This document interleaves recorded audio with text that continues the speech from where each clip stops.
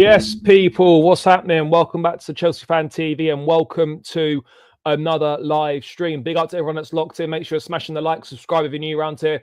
All of that good stuff. Alex will be joining me halfway through the show as well. People, but yeah, big up to everyone that's locked in, guys. It's been a while. I'm back, been away.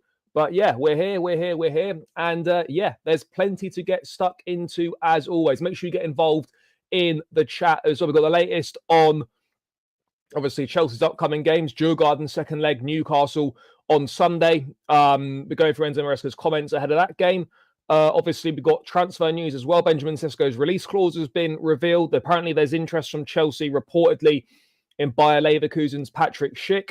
The latest on Dean Huijsen as well. And also Todd Boehly's comments in regards to Stamford Bridge last night as well, with Chelsea reportedly could potentially have to wait until 2042 for a new stadium, which would be a madness, really, when you think about it. But that is a potential possibility. So we'll also be diving into that as well. But let's say hello to a few people in the chat first before we get this show on the road.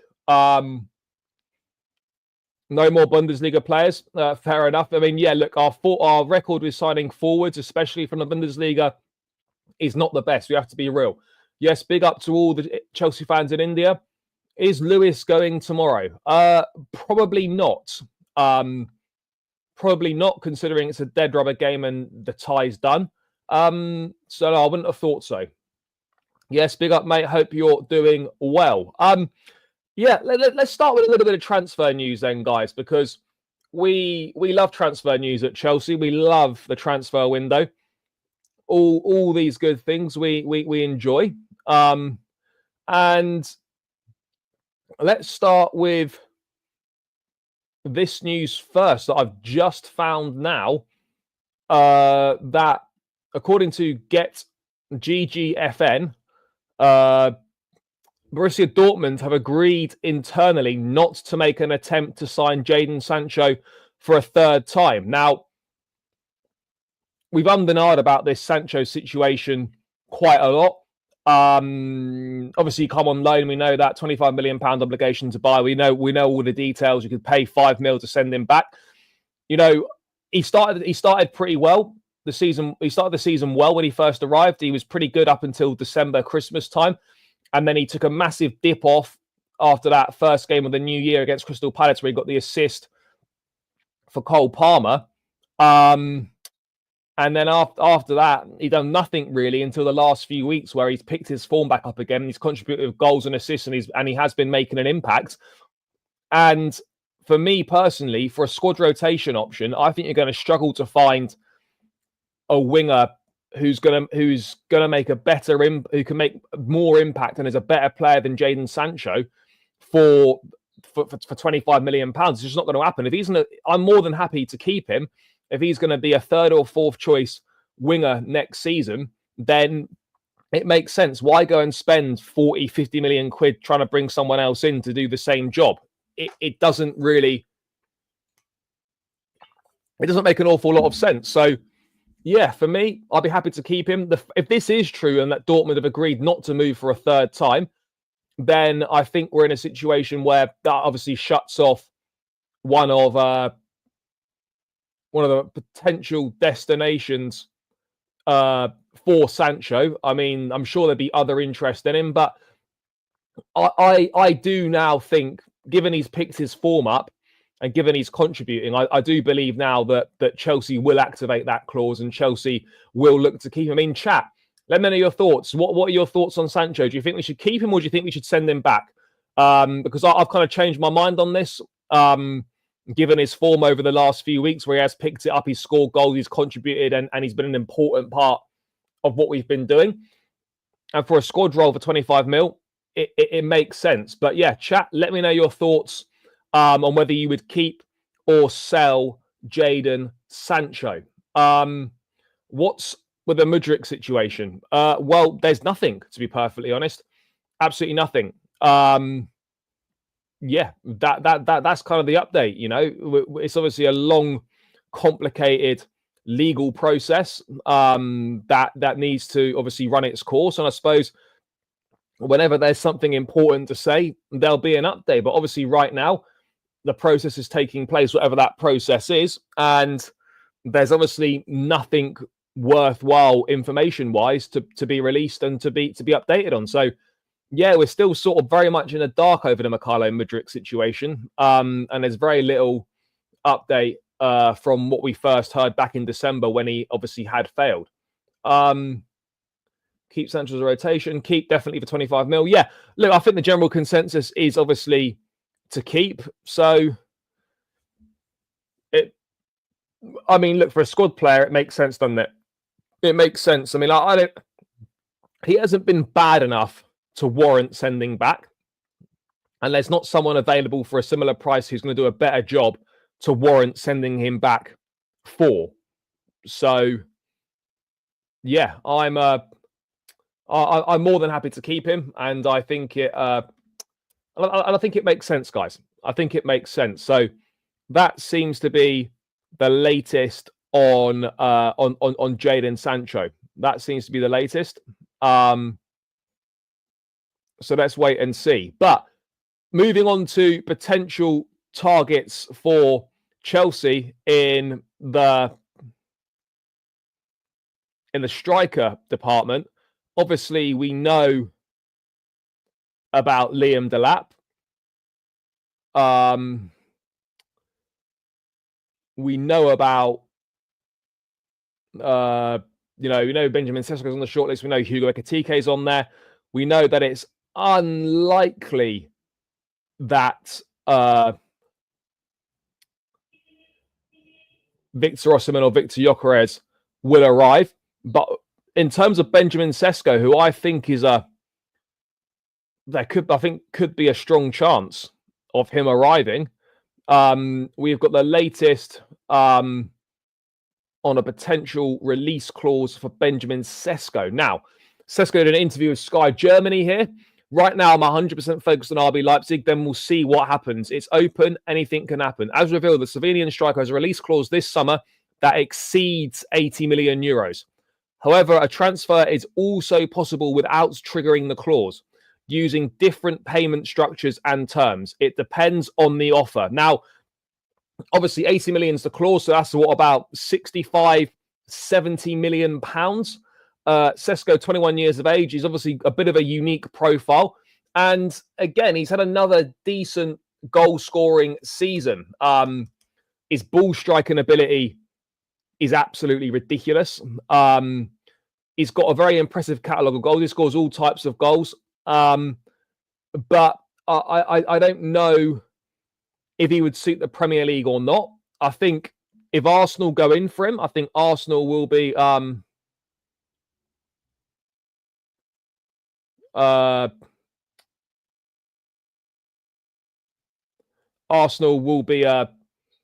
obvious destination, and I think he would probably choose Arsenal over Chelsea if presented with the choice.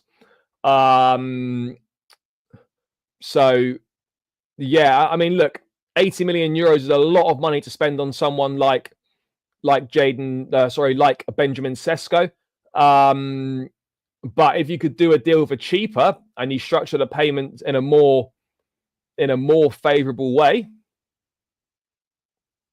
then that could potentially bring Chelsea to the table. We know that we like to do things a little bit differently. You know, we're not necessarily looking to activate the release clause. We could go for a different payment structure. We could possibly pay more, but structure it more favorably in terms of the payment. So this will be an interesting one to follow. I mean, Sesko has scored a decent amount of goals this season, but again, it's a lot of money to spend, and again, it's another player who's still young and relatively inexperienced. I mean, this season he's scored. Let's have a quick look how many goals he's scored this season, chat. Let's just wait for this to load up. He's under contract until 2029 at RB Leipzig. Also, you know he signed a contract extension last summer when he decided to stay at Leipzig. This season, he's got 21 goals in 43 appearances in all competitions, 4 and 8 in the Champions League, 4 and 4 in the German Cup, and then he's got 18 GNA, so 13 goals, 5 assists in 31 Bundesliga appearances. It's not terrible. It's not terrible. He scores all different types of goals. As I said, he's a unique profile. But I do have my concerns. Just in terms of how he might adapt to the Premier League. But 80 million euros is a lot, but he does look like he's a top centre forward in the making. He does look like he's a top centre forward in the making. And if you look at his stats here as well, let me just bring this up on screen. In terms of Benjamin Sesko versus the top 5 league, Benjamin Sesko versus top 5 league under 21 strikers, he's got the most goals, most assists, most XG, most shots on target, and most aerial duels won in a percentage. So let's see if anyone's.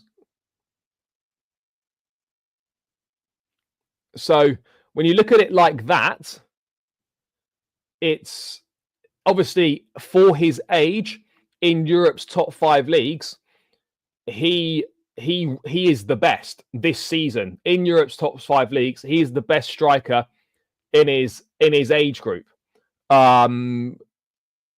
Best striker in his age group. So he's clearly got talent. There's clearly ability there. I'm just, I don't know. I just have my worries about him. Sending Kunku back. I mean, Kunku's gone this summer. We know that. Sesko's a Serie A player, won't fit in the Prem. I don't know if he won't fit in the Prem, but I just kind of just a little bit unsure about whether he'd be right for Chelsea. I mean, it is Euros that, but again, could be got without activating the clause. Sesko's a bit of a risk. Jonathan David on a free is a good option if you also get the lap. Yeah, no, I hear it. You know, I wouldn't be opposed to getting Jonathan David on a free, but obviously not as the main one.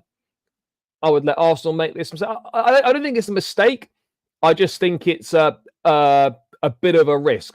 There's no doubt Sesko's got goal scoring ability. There's no doubt that Sesko has got all the potential to be a top centre forward. But with the centre forward that we're looking for, with someone that we need to come in and make an instant impact, I don't think that Benjamin Sesko is maybe ticking the boxes for us. If we already had a top centre forward at the club and we were looking to bring in a bit of an understudy, then no, I would have no problem with Sesko coming in. There's no denying his ability and his talent. Absolutely no denying that. But yeah, I still have my doubts. I wouldn't say. I personally don't agree with that, but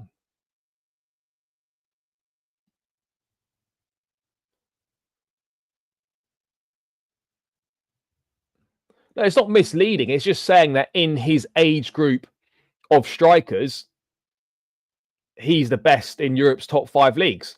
Now, of course, I understand your point that not a lot of 21-year-old strikers are first choice at big clubs. I absolutely get that. But the point that this is showing here is that in his age group, in this age range of 21 years and under, he is the best striker. He ranks as the best striker in Europe's top 5 leagues this season. You know, that's all I'm saying. Just get Osimhen, don't waste money. Bro, the Osimhen thing is dead. The opportunity was last summer and it's gone. Gone. Simple as that. Simple as that, guys. I mean, I would like Osimhen to come, but the reality is that I don't think in the space of 12 months, Chelsea have decided they're going to change their minds and decide to pay Osimhen the wages that he wants. I don't think that suddenly happened. The opportunity was last summer. We didn't take it, and Osimhen will end up somewhere else. And I think there's an expectation from what David Ornstein says, an expectation within the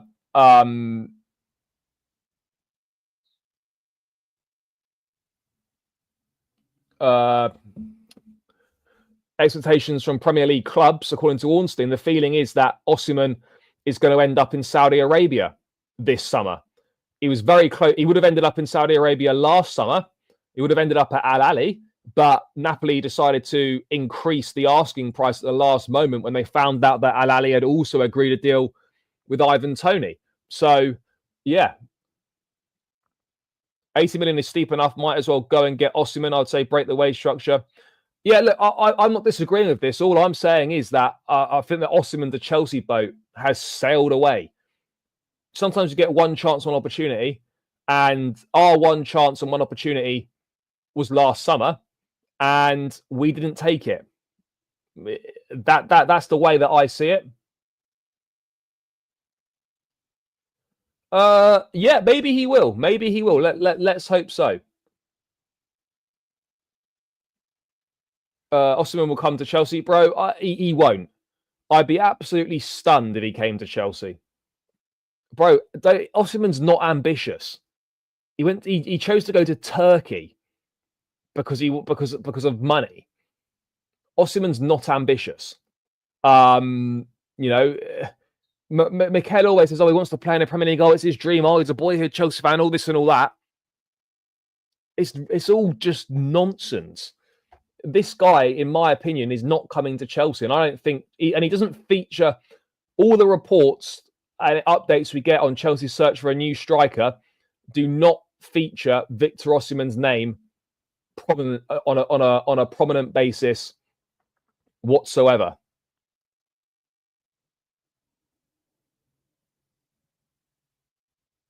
You know, that's the reality.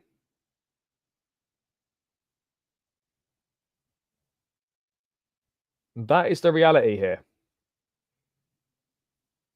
It's as simple as that. No, we sold Lukaku last summer to Napoli. We don't still have Lukaku. His attitude's too bad anyway. Going to be Lukaku all over. Don't need that ego of these young guys. Look, again, I'm not really in a position to comment on attitude or ego because I don't know the guy. I've never met him. We'll probably never spend any time with him. So I think it's when you hear reports questioning his attitude and his ego, well, that's obviously got to come from people that know him. We don't know him.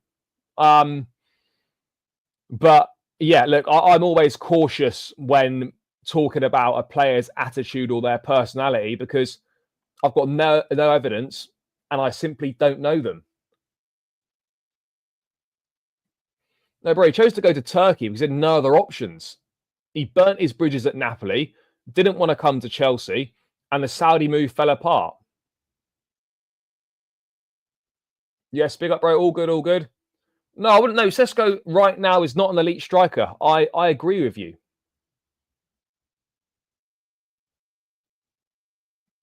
Sure, but people change their minds. You know, he could still play in the Premier League. He could come to the Premier League this summer potentially, but I don't see it being at Chelsea. And there's not been any links really anywhere else. Man United links. Ornstein has said that United aren't looking to go for Osimhen at this point in time. Whether that changes or not is obviously another question for later on in the window. I wouldn't rule out him going to Al Hilal. They've got a lot of money to spend this summer. New gaffer's going to come in there. They've got the Mo Salah money to spend. They're looking at Bruno Fernandes, and I wouldn't be surprised if Victor Osimhen ended up at Al Hilal potentially as a marquee signing for the Club World Cup. That wouldn't surprise me at all. Wouldn't surprise me at all. Yeah, of course he will. And Osimhen, the contract was agreed with Osimhen to go to Saudi anyway. It's only because Napoli changed their mind on the price at the last minute. Uh, Amigo's has the same goals, 4 less games and 60 mil less than he plays for the sister club. Why not go for that? Yeah. Look, I don't know whether Chelsea are looking at him or not. There have been some links, but again, if Chelsea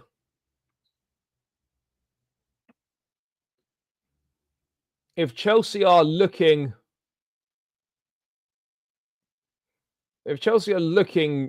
for a potential backup striker, then yeah, I certainly get your point. But again, we've got to wait and see whether Chelsea and Strasbourg are going to be in the same European competition or not. If they are, then no business can be done between the two clubs this summer, which would rule out that transfer.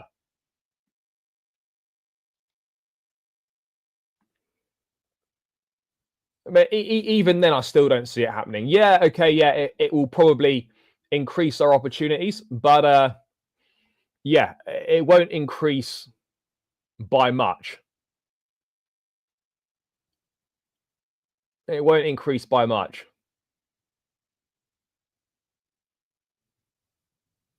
So we'll have to wait and see.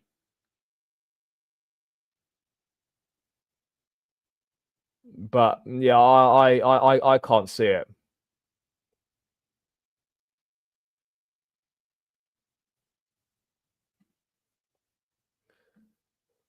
Yeah, exactly that. Yeah, look, I think we're obviously working on the lap as well. We're obviously working on the lap. Let's wait and see.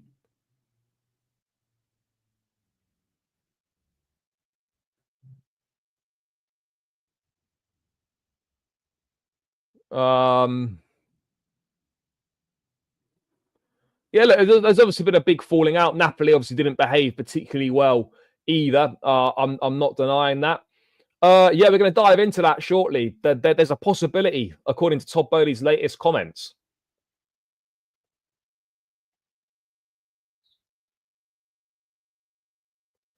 Yeah, it's mental. I don't understand it. They want proven players if it's players they like, basically.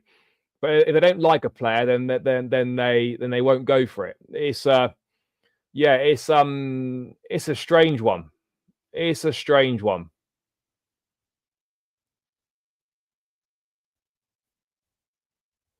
Do you think the situation with UCL and Strasbourg would stop the talks about adding more teams? No. You can still add. You can still buy another club. It's just obviously if we end up in the same competition as Strasbourg, then we can't do any business between the two clubs as per UEFA's like multi-club ownership rules. Yeah, that's exactly what happened. But you say this all the time. What is Chelsea level right now? Can someone tell me what Chelsea level is right now? Because I hear this all the time. Oh, they're not Chelsea level. These players aren't Chelsea level. Guys, I'm not sure if you've noticed, we're 5th in the Premier League right now. We've not been in the Champions League for the last 2 years. We've not won a trophy for 3 or 4 years. What is Chelsea level right now? Someone please tell me what Chelsea level is, because I hear it all the time, and I'm yet to hear what Chelsea level is.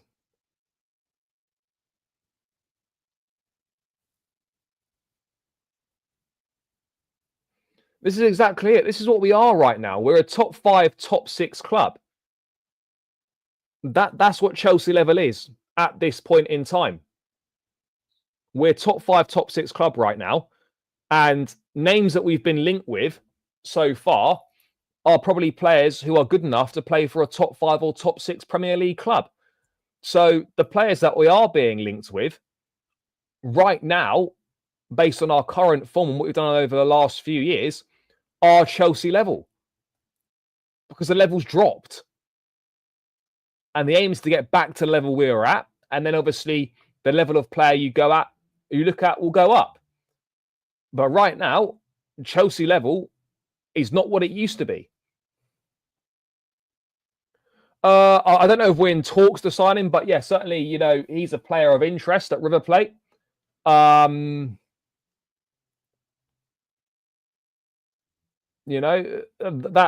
the reality.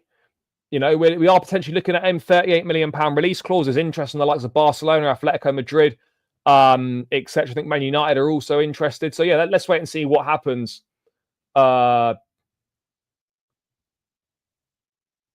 Let's wait and see what happens with him.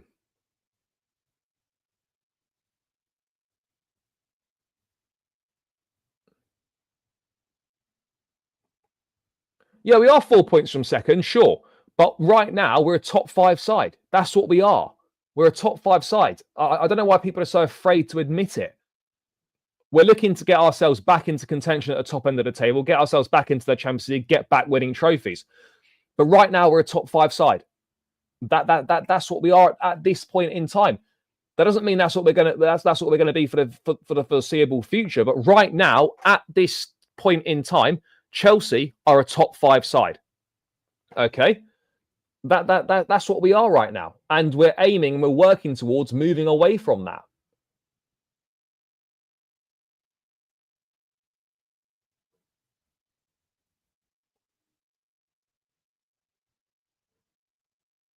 Bro, I'm not accepting. No one's accepting low standards, but there's no point just being delusional and thinking we can attract the very best players in the world, because we can't.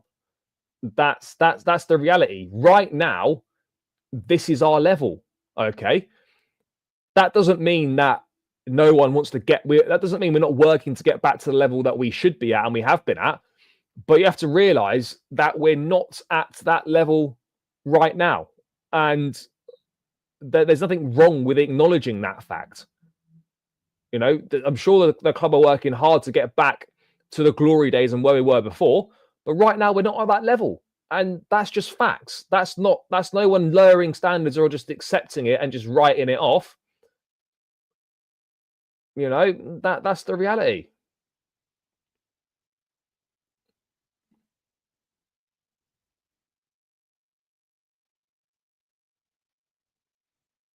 What about Gyökeres? Do you think that he would sign for Chelsea if we get UCL? Possibly. I think that's the only chance we'd have of signing him is if we did get Champions League football. If we don't get Champions League football, I think that pretty much rules us out of the race.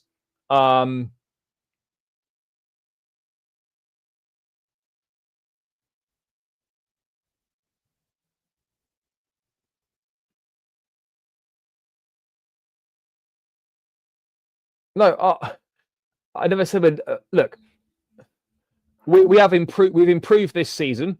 Let's see where we end up. Let's see if we get back into the Champions League. We'll be able to attract players. All I'm saying is that this Chelsea level nonsense that people trot out is just nostalgic rubbish.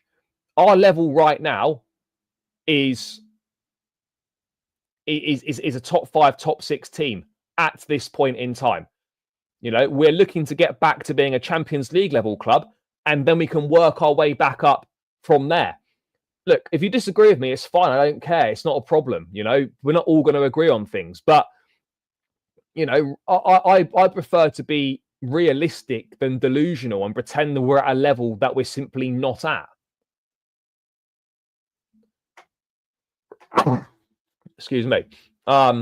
Newcastle us right now. No, but that's not true.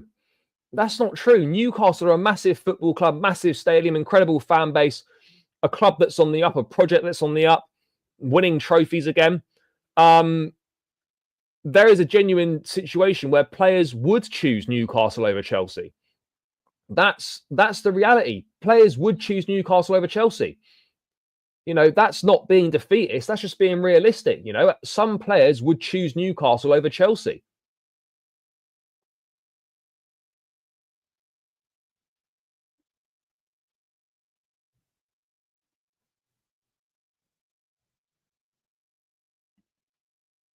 Bro, there is no Osimhen or Gyökeres news. Yeah, Chelsea level was UCL winner 3 years ago. Bro, we've not even been in the Champions League for 2 years, could be 3 years. That's not our level anymore. We have to get back to that level.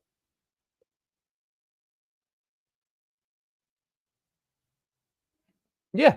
The standards are always the same, right? The standards at Chelsea are always the same. But right now, we are not in a position to hit those standards that we've set over the past 20 years. And we need to work hard to get back to a position where we can hit those standards.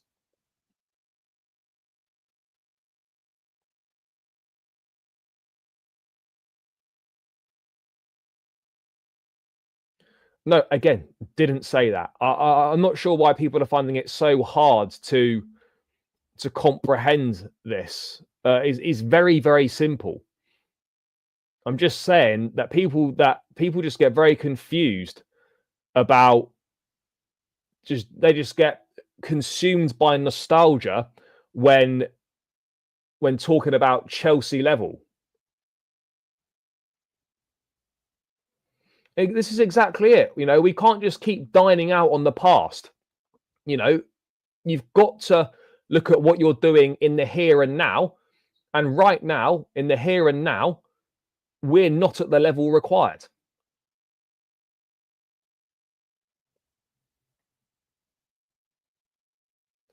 And we've been shit in the league. We've been shit in the league for 8 years now. The final 5 years under Roman, we were shocking in the league, nowhere near. And these past 3 seasons, we've also been dreadful in the league. So the rot set in after we won the league title under Antonio Conte. We've been absolutely nowhere near since. Nowhere near. The highest we've finished was 3rd under Maurizio Sarri, but the rest of it's been fourth place has been the best. So, we've been on a steady decline in the league for a number of years, and we need to work our way back up. We need to work our way back up to the top. And that's going to take time, and that's going to need the recruitment to be right as well. That is the most important thing. This summer, if we get look, Newcastle finished below us last season. Yeah, for sure. But Newcastle are a club that are on the up. There's no denying that. Over the past 3 years, Newcastle and Chelsea got taken over at the same point in time. Clear Lake took over Chelsea as Champions League winners, whereas Newcastle were taken over as a team struggling to stay in the league. In 3 years, they've gone like that, and we've gone like that.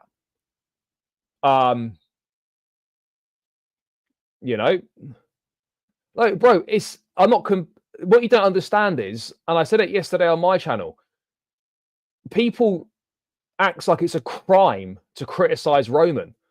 The last 5 years under Roman in the league was shit. Let's just say it how it is. It doesn't detract from what he's done, but since we won the title until this ownership took over, we were shit in the league. Ownership took over, we're still shit in the league. We've been shit in the league since 2017. 8 years now. 8 years we've been shit in the league. Okay.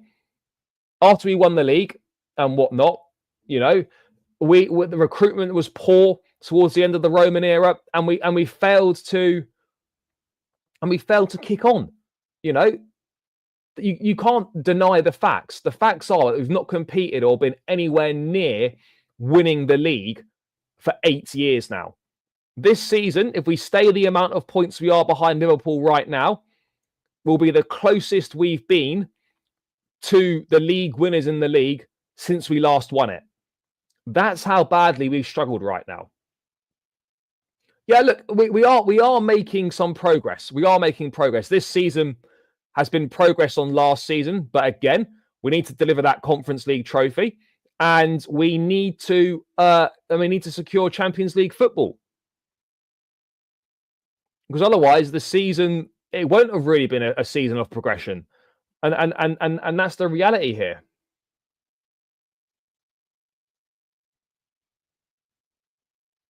No, we aren't. We're nowhere near. We're nowhere near City, Liverpool, or Arsenal. I mean, even in City having one of their worst seasons in recent years, we still aren't ahead of them. Yeah, I think Strasbourg. I think there's a very good chance that Strasbourg could get Champions League football. It could be a very good chance. Yeah, well, look, people are entitled to their different opinions, and it's no problem. I haven't got an issue with that. But what I do have an issue with is just ignoring the facts because you don't want to face them. Like that's the no.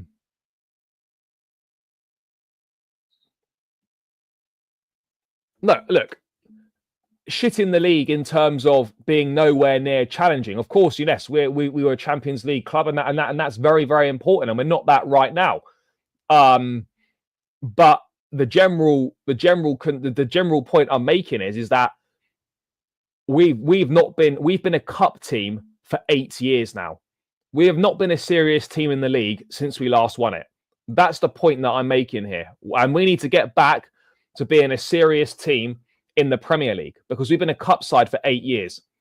And whilst the trophies have been great and whatnot, and we've won the biggest prizes there are to win, the reality is you want to be getting back to being league winners again and being a great league team. And that's something that we've really struggled with and something we've really struggled to do since we last won the title.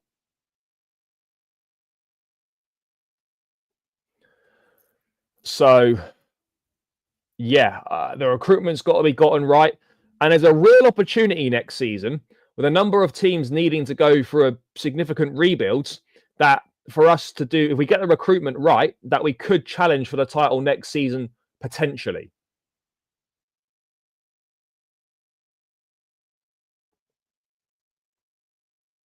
We played in 5 finals in the last 3 seasons if we count Club World Cup. We lost all the finals. Yeah, sure, but that's a big if. And football's ifs and buts. We didn't. We lost all the finals. We lost all those finals. Now, some of them were close. Couple of penalty shootout defeats, and we probably should have won the Carabao Cup last season. But reality is we didn't. We lost all those finals. And we're now becoming a side who seems to struggle to get over the line in finals based on recent evidence. If we can't get Osimhen, Gyökeres and Sesko, in my opinion, is a risk worth taking because of the profile. Yeah, potentially he is. Let's assume City win this weekend, Arsenal lose and we win. We're 4th, 1 point off Arsenal in 3rd. People will be talking differently. Look, at the end of the day, for me, all that matters is the top 5 finish. That's it. Whether you're 2nd, 3rd, 4th, or 5th, then it's completely irrelevant. Makes no difference. The only difference is prize money. There's been no title race this season whatsoever. Whether you're 2nd or 5th makes no difference, really. Again, if you actually listened to what I said, I was referencing bad in the league in terms of we've been nowhere near challenging. We haven't challenged for the title once in 8 years. That was the point that I was making. Anyway, but let's move on to comments about the stadium, because there were some comments from Todd Boehly last night at a business conference and he spoke about the stadium.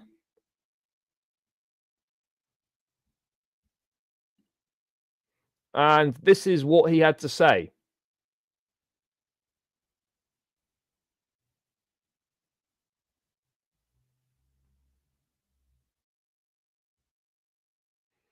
Bro, it doesn't matter how many points we had. The reality is that we were nowhere near competing the title. It doesn't matter whether you had 207 points or 173 points. The point is that we've been nowhere near challenging for the title.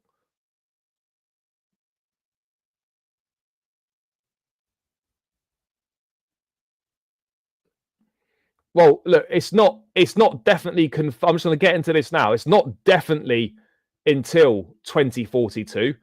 It's just there's a possibility that it could be.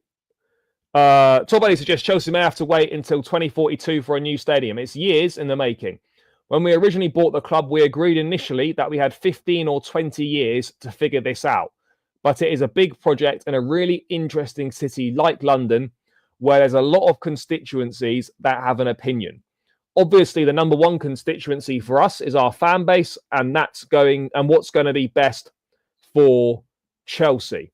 Now, it's only a suggestion, and what he says there is that when they initially took over, they thought maybe 15 or 20 years to figure it out. Now, that, of course, could come forward.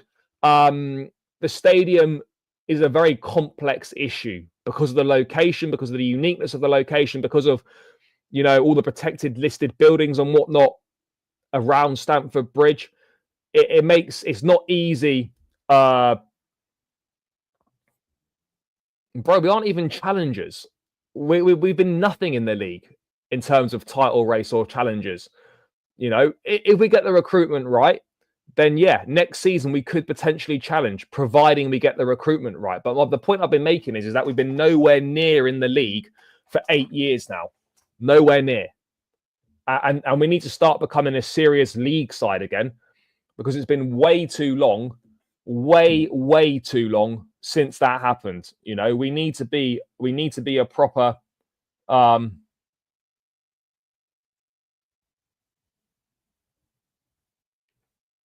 we need to be a proper league side. Yeah, I would, to be honest, because the Premier League is your bread and butter week in, week out. You want to win your league. You want to be the best of the best over 38 games. We've won the Champions League twice. Sure, I'd love to win. I would love to win another Champions League, but I'd rather win a Premier League than a Champions League.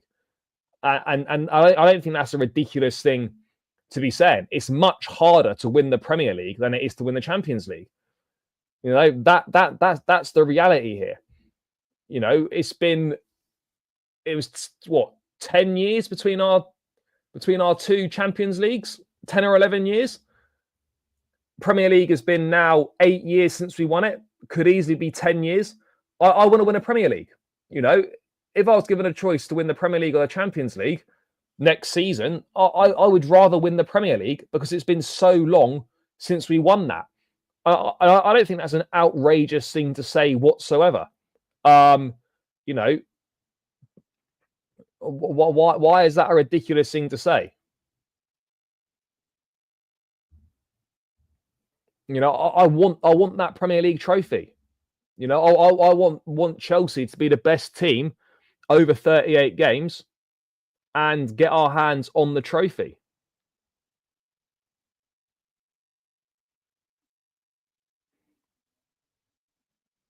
So, yeah, that's my thing on it. And the Champions League would be a bonus, of course it would be. But I want to be winning league titles.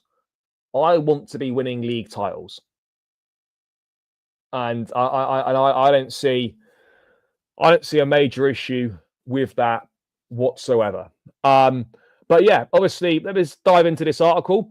Chelsea's plans to move to a new stadium may have to wait until 2042, Todd Boehly's revealed. The issue of a new stadium for the West London club has been a discussion point for some time now, with the English Giants' home of Stamford Bridge arguably falling behind their rivals. Not arguably, it's fallen well behind. Stamford Bridge is currently the 9th largest Premier League venue in terms of capacity at around 41,000, which puts Chelsea over 33,000 seats behind Man United at Old Trafford and 7,000 less than Sunderland in the Championship. In addition to the deficit in ticket sales the Blues therefore face, there is also the issue of matchday hospitality revenue, something which is growing increasingly important with the stringent PSR rules that the Premier League is subject to. There have been long discussions about a new stadium for the Blues, though, and whether that would take any form of a complete rebuild, a revamp, or a relocation, with owners seemingly divided. Boehly told Bloomberg that while plans to improve the stadium have been in place since buying the club, they could take some time to come to fruition. We've done those quotes. Speaking at the Milken Institute Global Conference, he also revealed that talks over the club's stadium would reopen at the end of the season. However, Boehly's co-owner Hans-Jörg Weiss has not exactly presented a unified front when he was discussing the same topic outside Stamford Bridge. If it is going to happen, I don't know. It's a lot of obstacles. Right now, we don't have one person who drives that project. That's what we need. he added the meetings, the director meetings that I saw. We don't have one person who said, I'm going to make it happen, or it's not going to happen.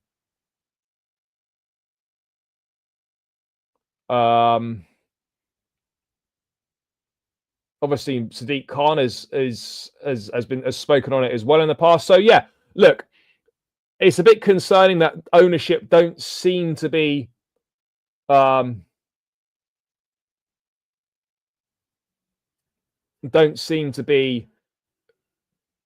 pulling in the same direction on this one, which is a little bit of a concern. I hope we're not going to be waiting until 2042. That would be ridiculous, but it is a complex situation and it is a difficult situation to sort out, because of the uniqueness of the Stamford Bridge location. The stadium will get sorted out. It will get sorted out, but I suspect it will take longer than we think. I suspect it will take longer than we think, guys. And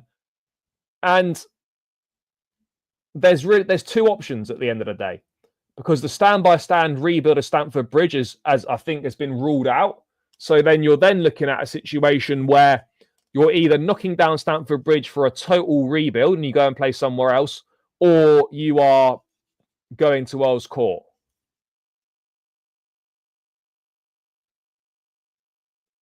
So those are the two options. Those are the options you've got. But yeah, I'm just sort of thinking, why? I mean, I get it. There's difficulties, but look, we need a bigger stadium. There's no denying it. A bigger stadium is a must, an absolute must. We're miles behind in terms of stadium size. We're going to drop down to 10th when Everton move into their new stadium next season.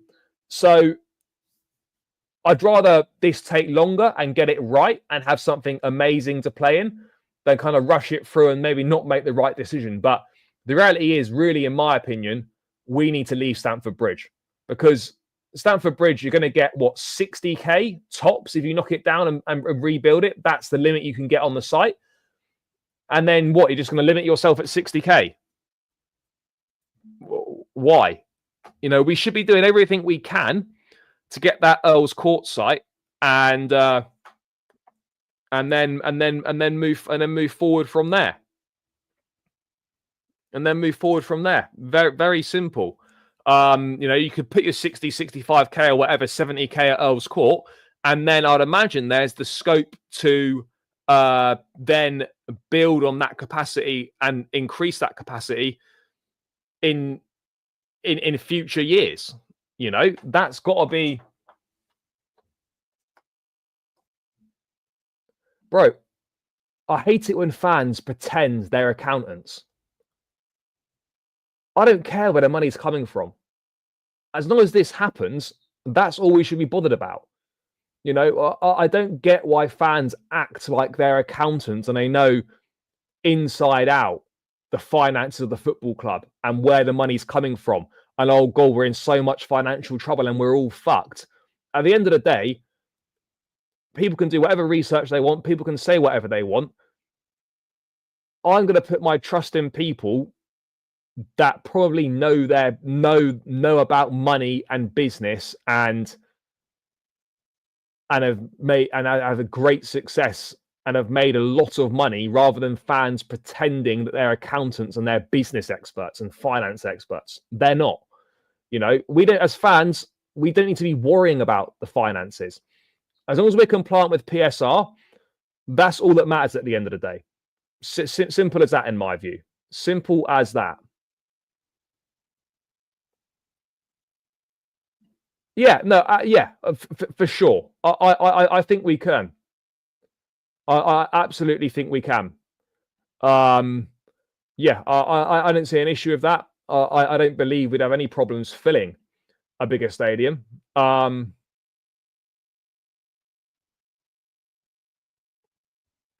So yeah, that won't be an issue in my view. But yeah, look, it's been slow progress. It really has been slow progress. I mean, to be honest, if the Earls Court thing falls through, then there's only one option left, and that's to knock down Stamford Bridge and rebuild it. That's the only option. The only option that we would have. It should really be 65k, 70k, I think. We need to add another 25, 30,000 seats, in my view. In my view. That's what we should be looking to do. I get that people want to stay at Stamford Bridge. I get the nostalgia, I get the emotional attachment, but in my view, and everyone's entitled to their opinion, and I respect people that want to stay at Stamford Bridge, but in my view, remaining at Stamford Bridge is holding us back. You know, it's holding us back. There's no other way of pointing it. The longer we remain at Stamford Bridge, the further behind our rivals we're going to fall. It's as simple as that.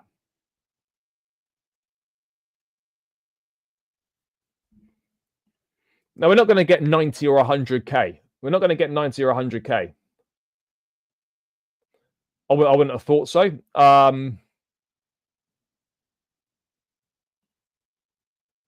Well, that's the only option we've got left. If Earls Court doesn't happen, we'll have to knock down Stamford Bridge and rebuild it. Because there won't be any other options available. We won't be able to get a site close enough to the ground.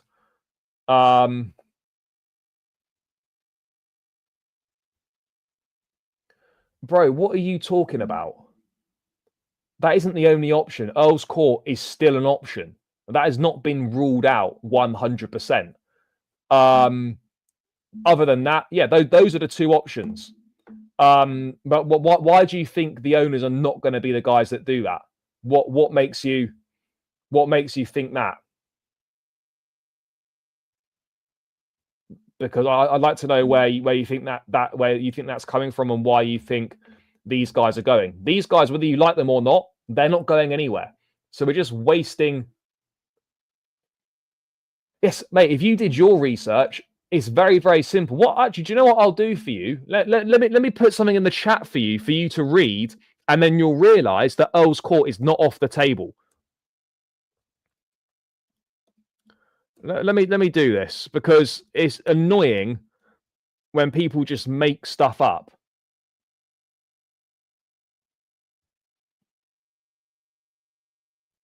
So this from... Actually, I'll just read it out. Because nothing's been confirmed. Nothing's been confirmed right now. But I'm just going to read this out. And this is from The Guardian on the 27th of March. Chelsea risk missing out on the chance to move to Earls Court if they fail to submit a bid for the site quickly enough. It's understood Chelsea have held talks in recent months with various figures who will have a say over the future of the Earls Court site. The potential project would not be easy to pull off and is complicated by a current proposal from the Earls Court Development Company. They want to build a mixed-use development without a football stadium. And a final decision is expected from Hammersmith and Fulham Council and the Royal Borough of Kensington and Chelsea later this year. However, sources have warned it would become more challenging for Chelsea to move to Earls Court if the ECDC's application succeeds and the club were then to make an offer. Although a deal would be possible, sources have cautioned that the price of the land, conservatively estimated to be worth at least 500 million, would rise. And there are suggestions Chelsea would find it harder to gain the necessary political support. So there we go. Very simple piece of research. Earls Court, yes, there's a bid that's been submitted, but it's not ruled out. That's what I'm saying. It might not happen. True, it might not happen, but you saying Earl's Court is not a possibility is factually untrue.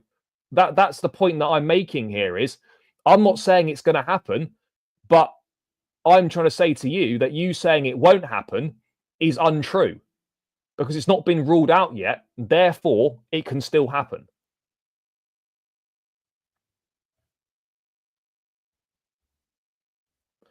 Bro, the biggest Stamford Bridge. If you knock it down and rebuild it, you have to build down into the ground, like with the proposal we had under Roman. But I think the most you can get at Stamford Bridge is about 60 or 62k on the current site.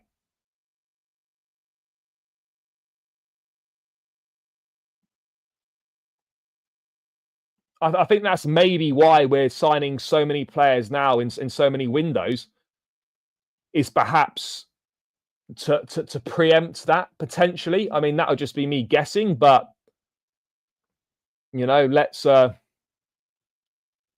let's wait and see. Let's wait and see.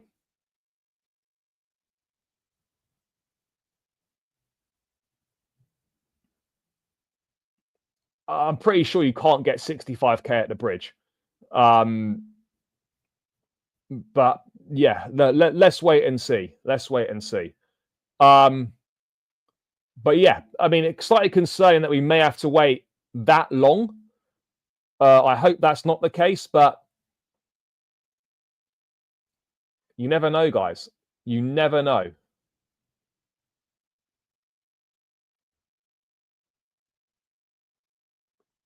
Could well be a problem for us, but it is what it is, isn't it? It is what it is, people. Only time will tell, and we're going to have to wait.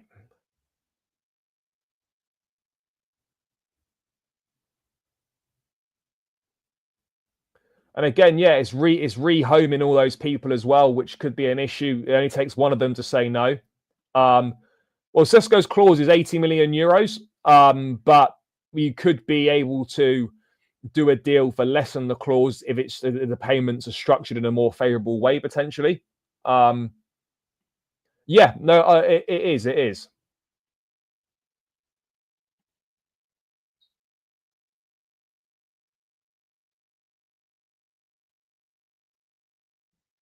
Right, Roman's plan was like back in 2017. A lot's changed since then.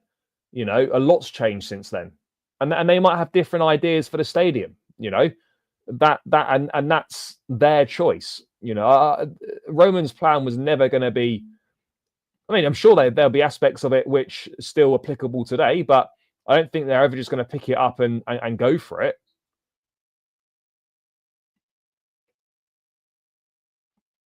Yeah, you need or you need a situation where you build a new stadium and then there's the ability to reach that capacity in the future. Maybe if you start with a 65 or a 70, and then you've got the ability to add more, that would be perfect. So we signed a proven strike, a couple of key players in other positions for the following season. We use the money for development, so this transfer period is yeah, for sure. There's a lot of key things at stake here. In terms of development. But yeah, let's wait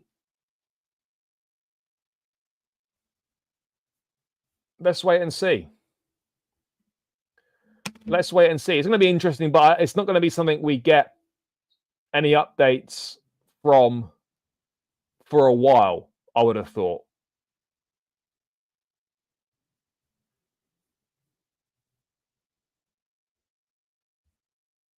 It's not going to be there. It's not going to be there for a while.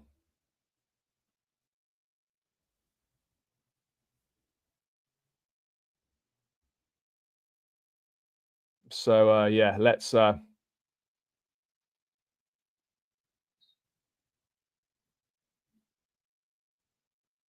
wait and see.